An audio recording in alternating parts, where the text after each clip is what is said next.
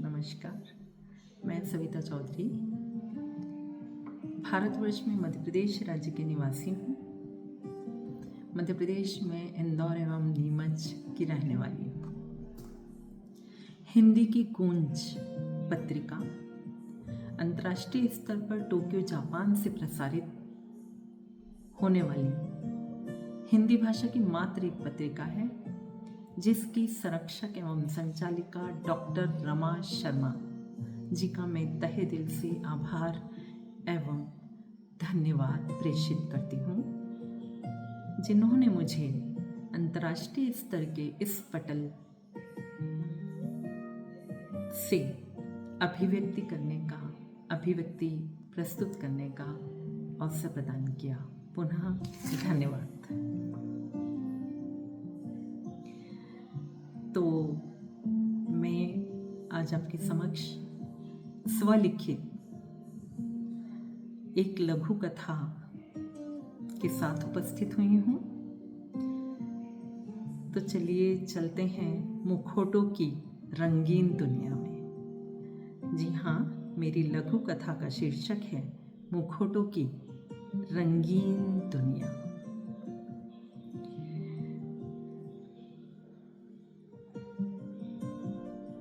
दिखावटी मुखौटों के पीछे का सच दिलों में दूरियां और टीस उत्पन्न करता है। हंसी आती है उन लोगों पर जो अपना स्वार्थ पूरा करने हेतु भूतकाल के गर्त में डुबकी लगाकर जाने कहां से नामी गिरामी शख्सियतों को ढूंढ निकाल लाते हैं और अपना गौरव बढ़ाने, अपना स्वार्थ सिद्ध करने हेतु अपने दूर दराज के रिश्तेदार परिचितों के नामों का उपयोग या दुरुपयोग करते हैं।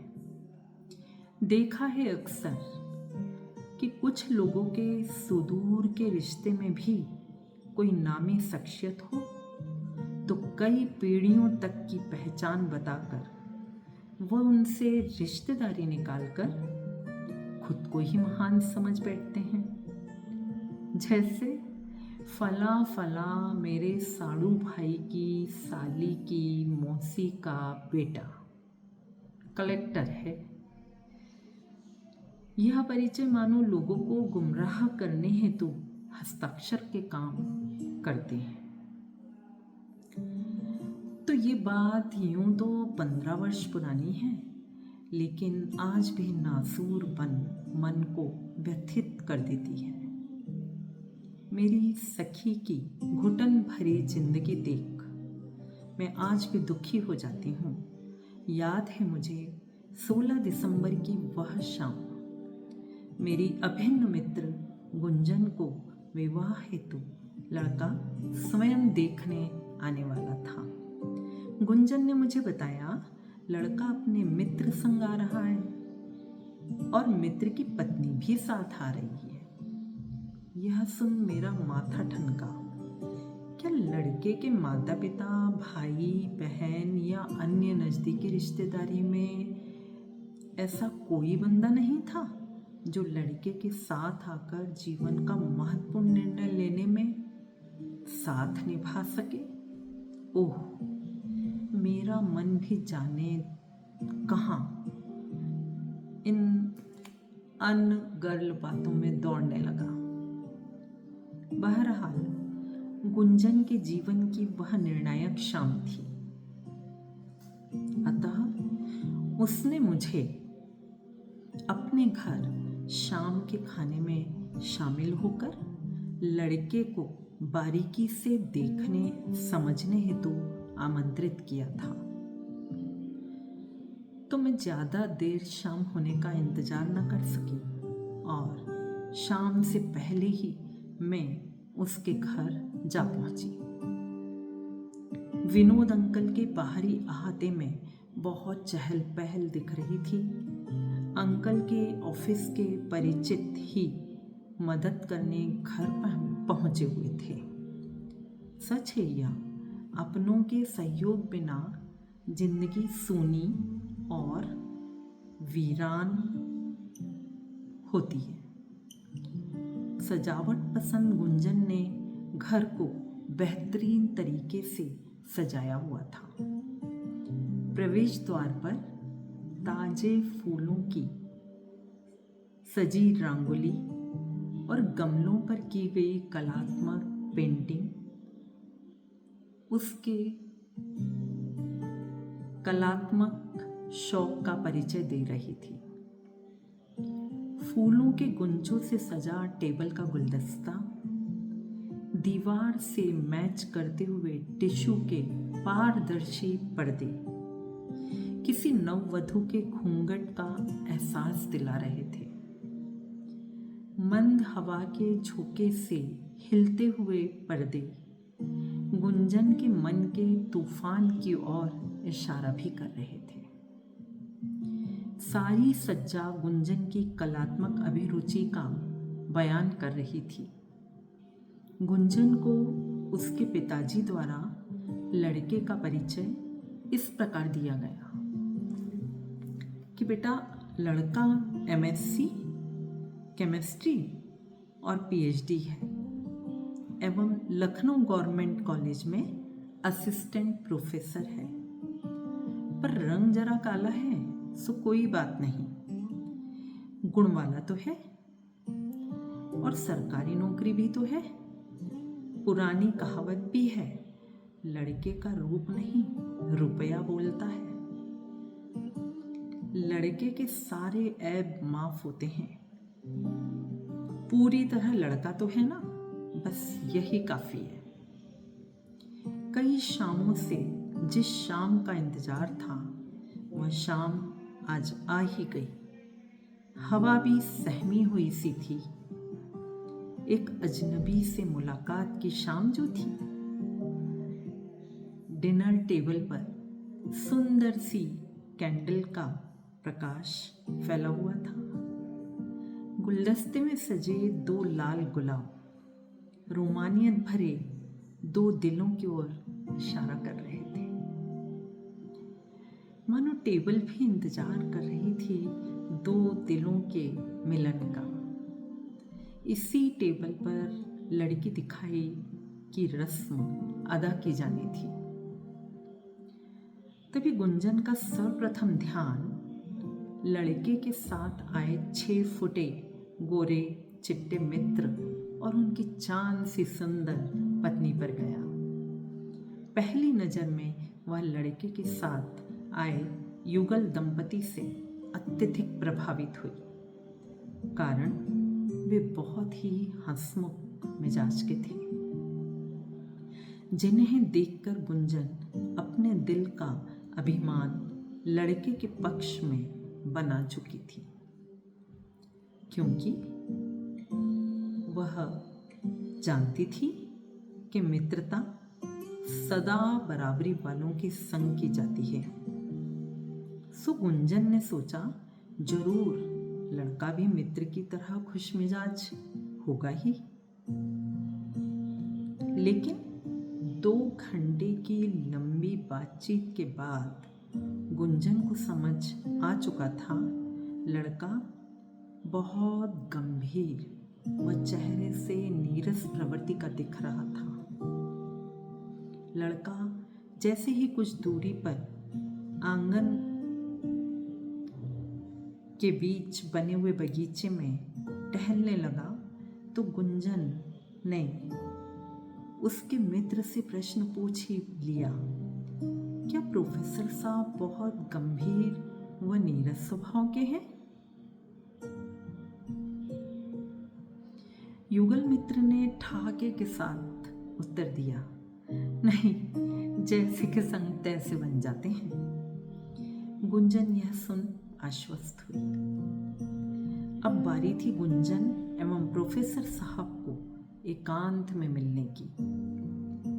शाम गहरा चुकी थी, पक्षियों का कलरव समाप्त हो चुका था। दूर से आती हुई रात रानी की खुशबू कमरे की नीरसता को कम कर रही थी। गुंजन दीवान पर बैठी हुई थी, पलकों की चिलमन डाल आंखों को नीचे झुकाए चद्दर की सलवटों को उंगलियों में उलझाते हुए बार बार सीधी कर रही थी। एकाएक प्रोफेसर जी की कड़क रूखी सी आवाज ने मानो कमरे के सन्नाटे में व्यवधान डाल दिया। अपना परिचय देते हुए लड़के ने जैसे ताश के पत्तों का पहला इक्का लड़की के सामने पेश करते हुए बताया कि उसका बड़ा भाई विदेश में साइंटिस्ट है। गुंजन यह सुन मन ही मन विदेश यात्रा के सपने देखने लगी।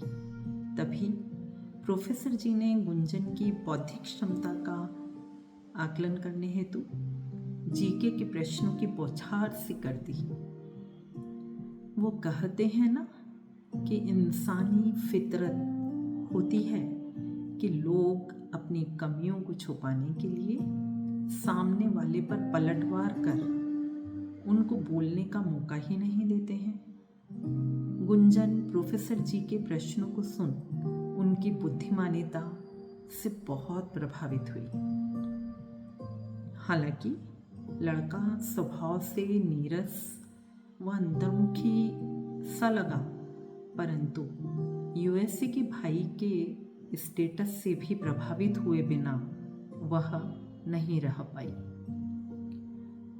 गुंजन को अपने मधुर प्रेमीले स्वभाव पर बहुत आत्मविश्वास था।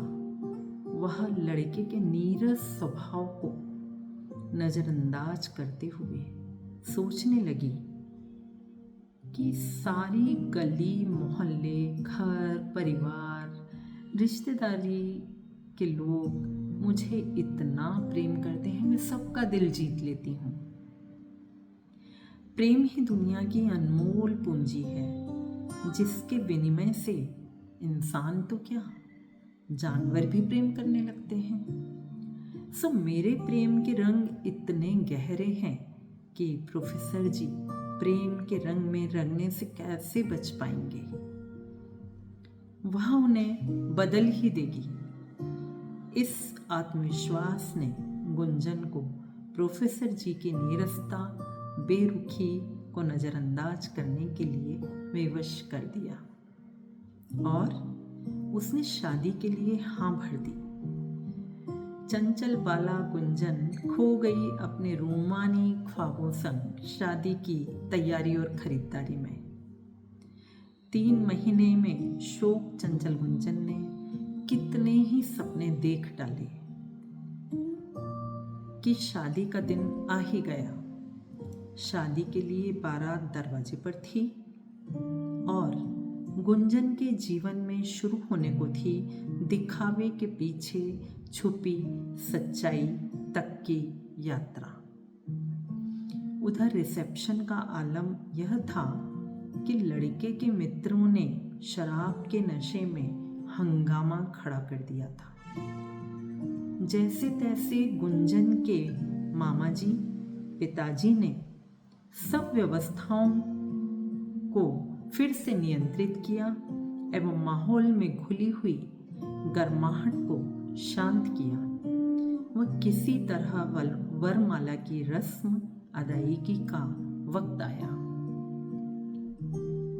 शर्मीली संकोची गुंजन के डगमगाते कदम स्टेज की ओर बढ़ ही रहे थे कि लड़के वालों की ओर से आए हुए शराबियों की एक टोली ने गुंजन का रास्ता ही रोक दिया। अंत में उसे बिना वरमाला की रस्म अदायगी के ही अपने कमरे में लौटकर वापस आना पड़ा। उधर शराबी मित्रों और उनके साथ आए बिन बुलाए शराबी लोगों के झुंड ने सारा खाना ही समाप्त कर दिया और रिसेप्शन में बहुत बड़ा व्यवधान डाल दिया। इधर जैसे तैसे वरमाला पहनाई गई, लेकिन सारी खुशहाली संदेह के घेरे में बदल गई। गुंजन ने प्रोफेसर जी से धीरे से पूछा, आपके मित्र कहाँ हैं? दूल्हा बने प्रोफेसर जी ने कन्नी काटते हुए कहा, कोई काम आ गया होगा, सो शादी में नहीं आ पाए। गुंजन आश्चर्यचकित थी कि इतने घनिष्ठ मित्र होते हुए आज के दिन वो भी अनुपस्थित। उधर दूल्हा दुल्हन की खाने की टेबल सजाई गई।